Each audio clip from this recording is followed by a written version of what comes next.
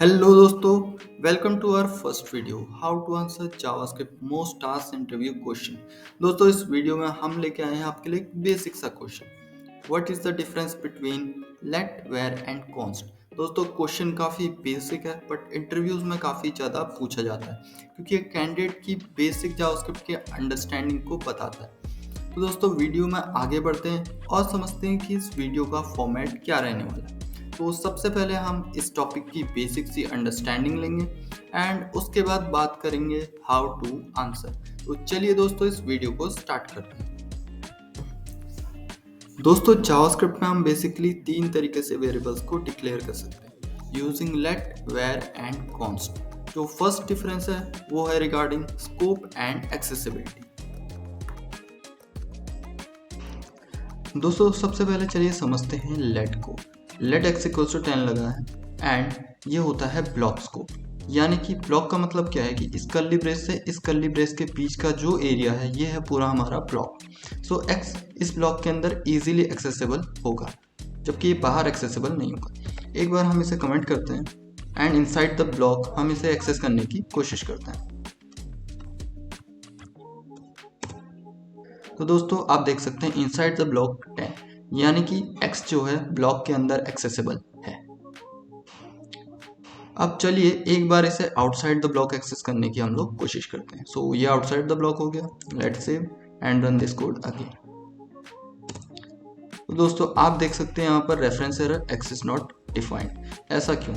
दोस्तों देखिए, ब्लॉक यहाँ से स्टार्ट हुआ और यहाँ तक एंड हो गया। अब हमने कहा कि जो x है वो क्या है, ब्लॉक स्कोप्ड है, यानी कि वो इस ब्लॉक के अंदर तो एक्सेसिबल होगा बट बाहर नहीं होगा। और जब हमने बाहर एक्सेस करने की कोशिश की तो हमें मिल गया ये रेफरेंस एरर।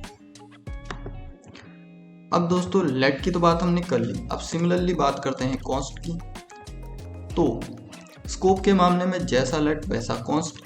अगर हम ब्लॉक के अंदर उसे एक्सेस करने की कोशिश करते हैं, इन दैट केस एक बार एक्सिक्यूट करके देखते हैं क्या होता है। सो आप देख सकते हैं इनसाइड द ब्लॉक हम इस x को एक्सेस कर सकते हैं, पर जब बाहर एक्सेस करने की बात आती है तो जैसा लेट वैसा कॉन्स्ट, यानी कि ये एक्सेस नहीं होना चाहिए।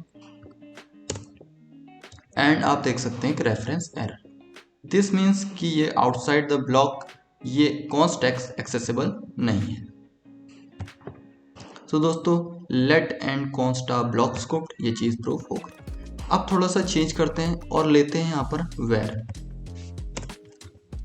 अब दोस्तों, वेयर जो होता है वो होता है global scope. So that means कि ये इसके अंदर तो एक्सेसिबल होना ही चाहिए, यानी कि इस ब्लॉक के अंदर एक्सेसिबल होना चाहिए और साथ ही साथ ये उस ब्लॉक के बाहर भी एक्सेसिबल होना चाहिए क्योंकि ये है ग्लोबल स्कोप।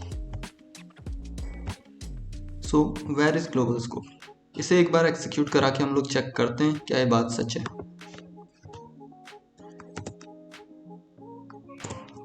तो दोस्तों, आप लोग देख सकते हैं कि इनसाइड द ब्लॉक भी आपका वेयर एक्सेसिबल है एंड आउटसाइड द ब्लॉक भी वेयर एक्सेसिबल है।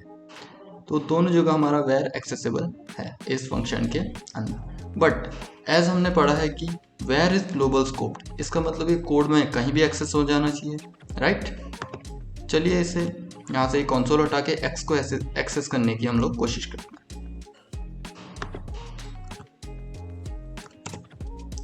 तो दोस्तों, जब हमने इसे एग्जीक्यूट करा तो हमें मिला एक reference error, x is not defined. ऐसा क्यों? x तो ग्लोबल स्कोप है ना। दोस्तों, यहाँ पर एक फंडामेंटल गड़बड़। इस ग्लोबल स्कोप का मतलब ग्लोबल स्कोप नहीं होता, कोड में कहीं नहीं होता। इसका मतलब होता है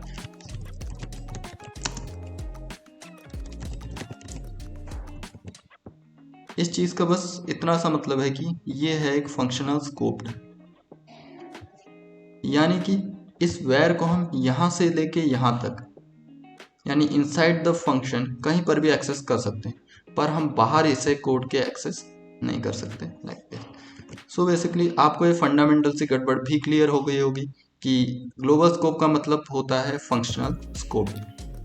तो अब जो हमारा सेकंड डिफरेंस है वो है regarding redeclaration of let var and const. दोस्तों, रीडिक्लेरेशन का मतलब क्या है? आप यहाँ पर देख रहे होंगे कि मैंने एक बार x को डिक्लेयर किया, उसके बाद इनिशियलाइज कर दिया एंड दोबारा से मैं फिर से इससे डिक्लेयर और इनिशियलाइज करता हूँ। तो दोबारा से डिक्लेयर करना ये रीडिक्लेरेशन है। अब लेट के केस में जब हमने दो बार इसे रीडिक्लेयर किया, क्या ये कोड सही से रन करेगा? दोस्तों एक बार इसे एग्जीक्यूट करा के हम देख लेते हैं।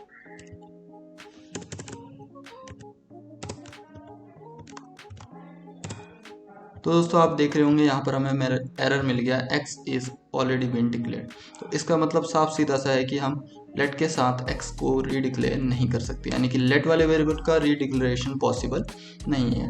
बट इंस्टेड ऑफ लेट अगर मैं लिखूँ कॉन्स्ट, इन दैट केस क्या ये पॉसिबल होगा? तो दोस्तों जल्दी से इसे एग्जीक्यूट करते हैं और देखते हैं क्या रीडिक्लेरेशन पॉसिबल है।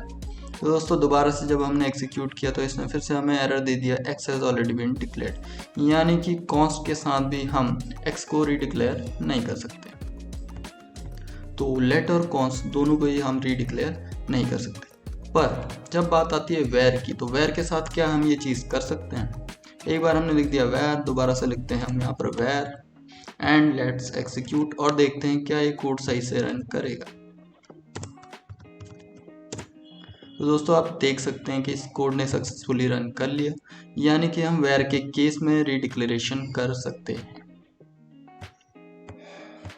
तो दोस्तों लेट और कॉन्स्ट के केस में रीडिक्लेरेशन पॉसिबल नहीं है, जबकि वेर के केस में redeclaration of a variable possible है।